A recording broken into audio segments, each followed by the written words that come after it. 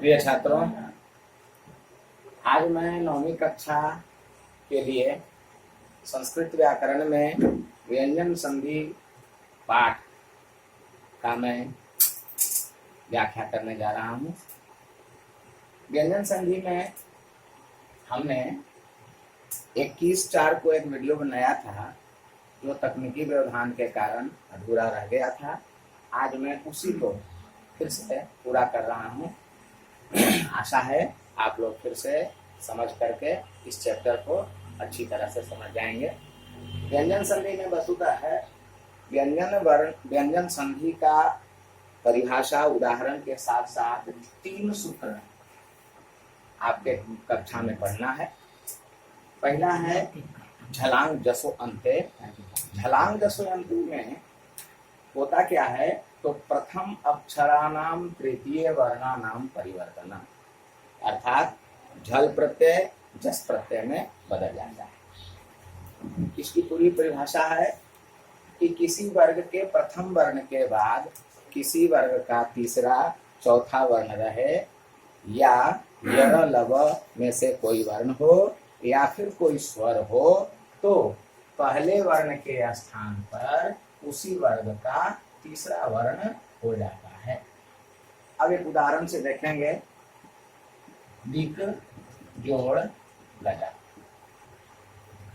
एक कहता है कि किसी वर्ग के प्रथम वर्ण के बाद किसी वर्ग का तीसरा वर्ण आए या फिर चौथा वर्ण आए, या यर लव ह में से कोई वर्ण आए या फिर कोई स्वर आए, तो पहला वर्ण के स्थान पर उसी वर्ग का तीसरा वर्ण हो जाता है। अर्थात दिक जोड़ गजा, तो प्रथम पद के अंत में कवर्ग का पहला वर्ण है क, और बाद में दूसरे पद में कवर्ग का तीसरा वर्ण ग है, तो पहला पद क के स्थान पर कवर्ग का ही तीसरा वर्ण ग हो जाएगा।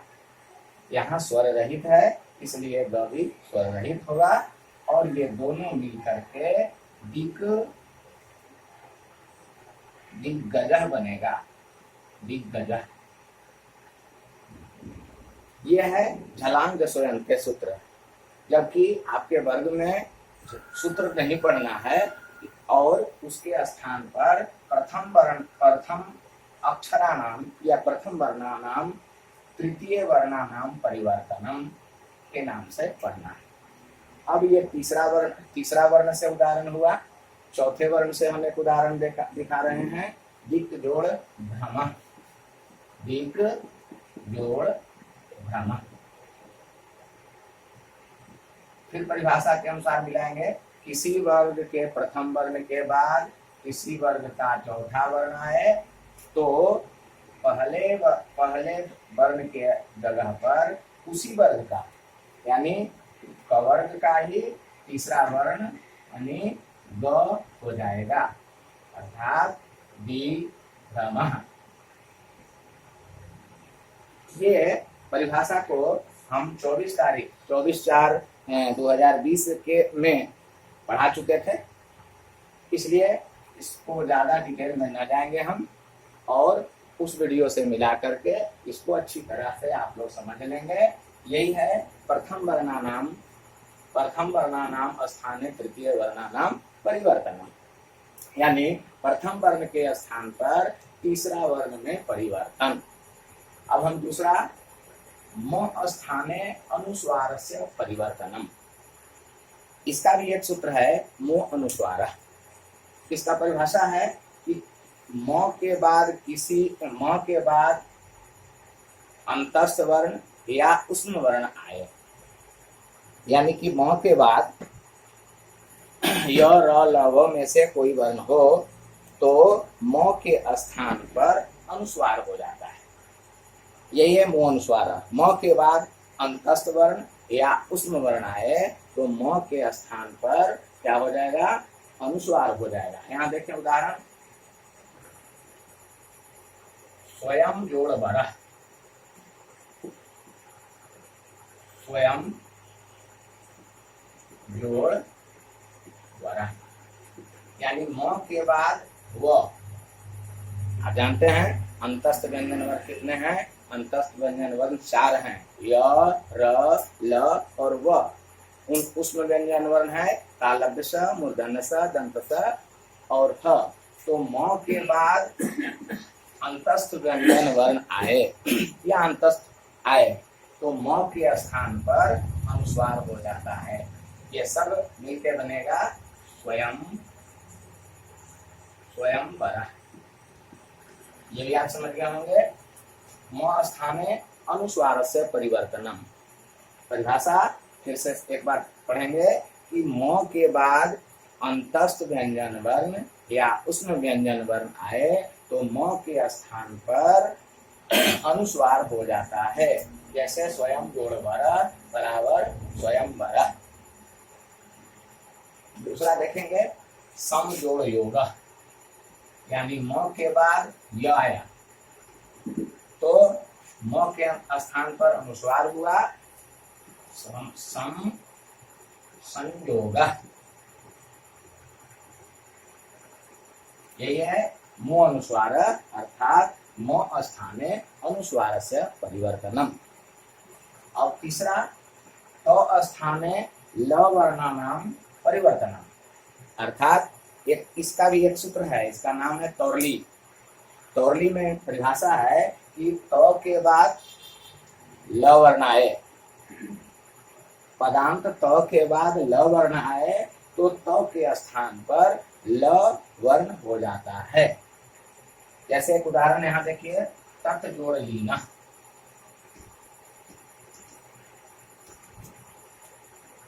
तत् जोड़ लीना, तो पदांत तो के बाद ल वर्ण आ गया, लीना तो के स्थान पर ल होगा। तो स्वर रहित है इसलिए ल भी स्वर रहित होगा, सब मिला करके बनेगा तल्लीना। यानी कि तो ल ये भी ली ना, तल्लीना। और एक उदाहरण देखेंगे, उत जोड़ लेखा। उत जोड़ लेखा, उत जोड़ लेखा। यहाँ भी पदांत त के बाद अगर ल वर्ण आए तो त वर्ण के स्थान पर ल वर्ण हो जाता है, अर्थात उल्लेख। एक और उदाहरण हम देखते हैं, उत जोड़ लास। उत जोड़ लास, उत जोड़ लास। पदांत त के बाद ल वर्ण आए तो त वर्ण के स्थान पर ल वर्ण हो जाता है, अर्थात उल्लास। इस तरह से 9वीं कक्षा में व्यंजन संधि में मात्र 3 सूत्र यानी 3 नियमों में परिवर्तन, 3 वर्णों में ही परिवर्तन होता है। सो इस प्रकार है, पहला प्रथम अक्षराणाम तृतीय वर्णानाम परिवर्तनम, अर्थात झलांग जसो अंते। इसका फिर से हम परिभाषा बताते हैं कि किसी वर्ग के प्रथम वर्ण के बाद किसी वर्ग का तीसरा वर्ण, चौथा वर्ण या कोई स्वर वर्ण आए तो प्रथम वर्ण के स्थान पर उसी वर्ग का तीसरा वर्ण हो जाता है। दूसरा परिभाषा है म स्थाने अनुस्वार से परिवर्तनम, म के स्थान पर अनुस्वार में परिवर्तन।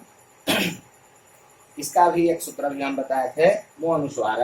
तो मो अनुस्वार की परिभाषा है कि म के बाद, पदांत म के बाद अंतस्थ व्यंजन वर्ण या उष्म व्यंजन वर्ण आए तो म के स्थान पर अनुस्वार हो जाता है। और तीसरा तो स्थाने ल वर्णानाम परिवर्तनम, तो के स्थान पर ल वर्ण में परिवर्तन।